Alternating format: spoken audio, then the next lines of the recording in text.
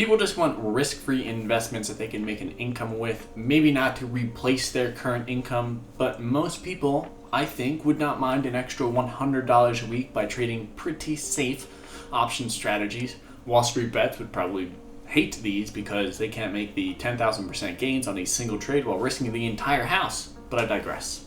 Welcome back to the channel. I'm Jacob Fisher, and today we are going over relatively safe option strategies for weekly income goals that you might have.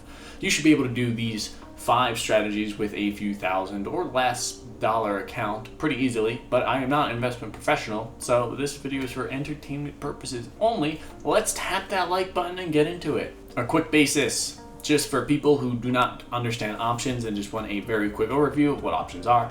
Option contracts are traded in lots of 100, so one contract will sell for $1, but you have to pay $100 because $1 times 100 shares you have the right to buy, which is what an option is. Another thing that is very typical with these strategies is that they have some type of way to limit losses, which does limit losses, but also limits the gains you can potentially make out of them. This is generally perfectly fine because you're not going for 1000% winners here. You're just going for safe option strategies for hopefully some weekly income while limiting your overall losses and being right most of the time. First and foremost, one of my favorite strategies that I discovered, you may have seen a video on it by me, it's the wheel strategy, which is selling cash secured puts and covered calls. I won't go super in depth in this video, but if you want a more detailed video, then check out my video up in the corner. It pretty much involves you finding a stock you would like to own at a lower price. AMD is a good example in this. I think I used it in there and got a comment about it, but I want to own AMD around $60 a share, not the $80 it's at right now. I could sell a cash secured put if I have $6,000 in my account because 60 times 100 shares again. Maybe I could sell next month's put for $3 and get $300 right there. If AMD stays above 60, then I get to keep the $300 and do it again. But if it goes below, that's AMD below $60 a share, I would need to purchase 100 shares of AMD at 60. I would then start part 2 of the wheel where I sell covered calls, preferably all above my position cost basis of $60 a share. If I sell the $70 calls, let's say again for $3, I get $300. If AMD closes above 70, then you would have to sell your shares you bought at 60 for 70. If AMD goes or stays below 70, you would not need to sell your shares and you would do it again. Your gain would be the amount of times your option contract is not exercised, and of course the amount you made from selling your position. So if the wheel went through the whole time in this example, it would be $300. You still get that $300 from the puts. You just have to buy the shares of AMD.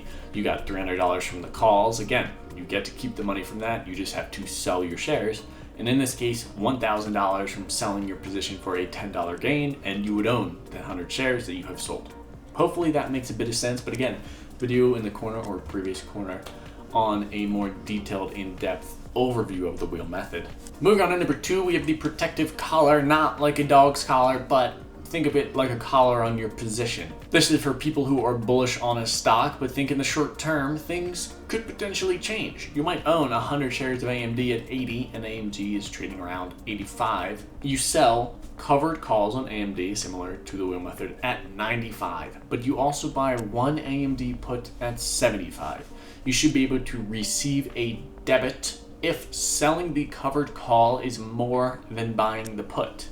That means you actually get money out of that. If the call is sold for $3 and you bought the put for $2, then you would receive $100 from that trade. You pretty much would be thinking the stock is going down, but don't want to just outright buy puts on the stock you own because it could always go up. You never know. If the stock closes above 95, then you would need to sell your shares and you get the gain from the shares you sold. But if it closes below 75, then you would start making money on the put side. If it stays in between the two, then you just get $100 from selling a call and buying a put. You could always just sell the call, but buying the put protects you a little bit more to the downside because you can make money if the stock starts dropping below your put strike price. Let's say AMD dropped to 70 in this example. Your put contract should be worth at least $5. So your overall gain, if you sold at that point, would be that $100 from the difference in selling and then another $500 from selling the put. So a total gain of $600. Again, that's if it goes lower. Or if it stays in between and doesn't hit the put, you're pretty much fine and you get the $100. Number 3 is the credit spread. This one is based on whether or not you are bearish or bullish on a stock, but it's kind of flip-flopped. Here's how it works. You buy a spread on calls, so you would need to buy calls and sell calls if you are bearish, or buy puts and sell puts if you're bullish, which is a bit different from how it normally works. It's pretty easy to understand though. Let's use Apple in the example because we talked about AMD already and I don't feel like getting any more comments about that one. You can buy the 122 Apple calls for $1 and sell the 120 Apple calls for 1.5. This would net you $50 if you just did it with one contract. You want Apple to decrease in price because if it increases to 125 in this example, your call option would increase in value, which is good for the one you bought, but bad for the one you sold. Your max loss is $200 minus $50, which is just the difference in the strike prices minus the gain that you potentially made on the contracts that you sold. And this is because, let's say Apple closes at 125. Because you sold the calls, you need to buy shares at 122, but you can instantly sell them at 120 because you do have an option. So that's just a $200 loss on that position. 2 times 100 of the shares you would have had to buy. Wow, that was wrong. Your max gain, on the other hand, is 50 as long as Apple stays below 120. If Apple closes above 121, you would be assigned and need to sell the shares at 120, but then you can always buy back the short position at 121 for a $100 loss. That's if it closes at 121, right in between those two prices. But again, minus 50 because you made the gain of 50, so really only a $50 loss. It works in a very similar way for puts. You can sell the 111 puts for 1.5 and buy the 109 puts. So you're always buying that lower one for $1, netting you $50 again with a max loss of $200, or 111 minus 109 minus 50. So actually your max loss is kind of only 150. I misspoke there. If Apple stays above 111, then you're fine. But if it drops below 108, then your 111 puts would need to be exercised. So you would need to purchase 100 shares of Apple at 111. But again, you can sell them right away at 109, limiting your loss to 200 minus 50 or $150 total. If it closes in between the two, then it'd be similar to the call position above that I briefly touched on. Moving on to the diagonal spread or double diagonal spread. This one uses time to your advantage along with different strike prices. The normal diagonal spread involves purchasing and selling options, but with different expiration months and strike prices. You could sell short-term options but purchase long-term options. You can purchase the 130 Apple calls for $2.06.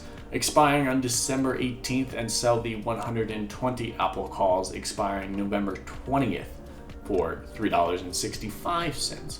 This would generate you about $100 in income right there, and you're still bullish on the name. You sell the closer to expiration or closer to you expiration date options, expecting it not to hit your strike price, but you also buy those longer term options in hopes the stock increases over time. It's hard to calculate the potential loss on this because the contracts are different and are during different expiration times, so it's very hard to actually specifically calculate it to a set number. You can do this in the opposite direction with buying and selling puts. You purchase further away option contracts and sell closer to you expiration contracts. The double diagonal spread is just doing both at the same time because I guess you think it'll go both ways or just either way.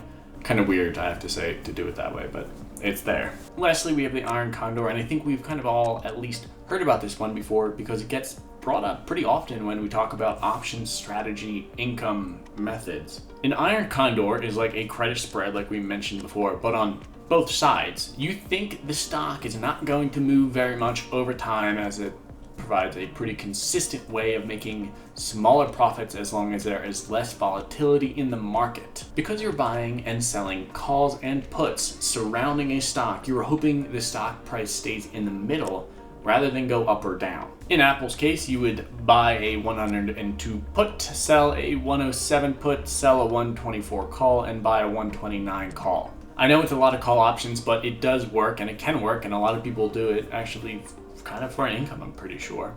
In this example, your max profit is $89 if Apple stays in between 106 and 124.